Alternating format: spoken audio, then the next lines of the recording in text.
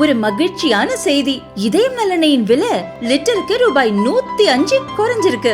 September 2023ல 1 litre இதயம் நல்லெண்ணெயின் அதிகபட்ச விலை ரூபாய் 503. ஆனா இப்ப 1 லிட்டர் இதயம் நல்லெண்ணெயின் விலை ரூபாய் 398 மட்டும்தான் தமிழ்நாட்டுல. அப்ப இனிமே எல்லாரும் இதயம் நல்லெண்ணெய் வாங்கலாம் இல்ல?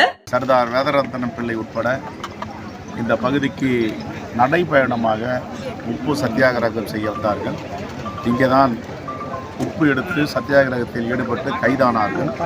இது மறக்க முடியாத இந்திய சுதந்திர போராட்டத்தின் வரலாற்று சிறப்புமிக்க நாள்.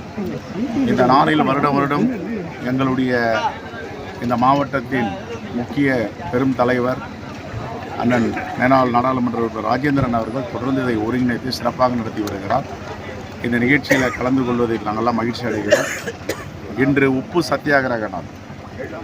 மகாத்மா காந்தியடிகள் 1930ஆம் ஆண்டு மார்ச் மாதம் 12ஆம் தேதி முதல் ஏப்ரல் மாதம் 6ஆம் தேதி வரை 24 நாட்கள் 387 கிலோமீட்டர் நடந்து அங்கே சபர்மதி ஆசிரமத்திலிருந்து தண்டி நோக்கி சென்றார்.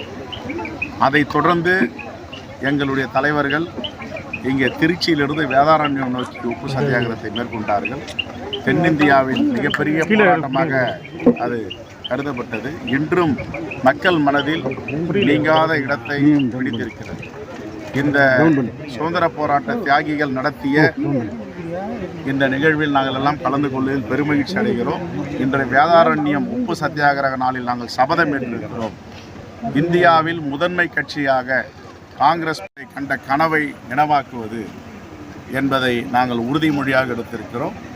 ஆகவே எல்லா மக்களுக்குமான தேசம், எல்லா மக்களுக்குமான மண், எல்லா மக்களுக்குமான நாடு என்பதை கருத்தில் கொண்டுதான் சர்தார் வேதரத்னம் பிள்ளையும் ராஜகோபாலாச்சாரியம் இந்த நாட்டு விடுதலைக்காக சுதந்திரத்திற்காக பாடுபட்டவர்கள்.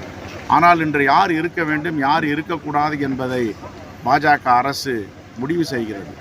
இதையெல்லாம் எதிர்த்து தான் இன்று பிரகடனத்தை ஏற்படுத்தியிருக்கிறோம். இந்தியாவில் காங்கிரஸ் பேரியக்கம் மட்டும்தான் இந்த தேசத்தை காப்பாற்ற முடியும். இந்த தேசத்தினுடைய முகமாகவும் இந்த தேசத்தினுடைய குரலாகவும் எங்கள் தலைவர் ராகுல் காந்தி அங்கே ஒலித்து கொண்டிருக்கிறார். நன்றி.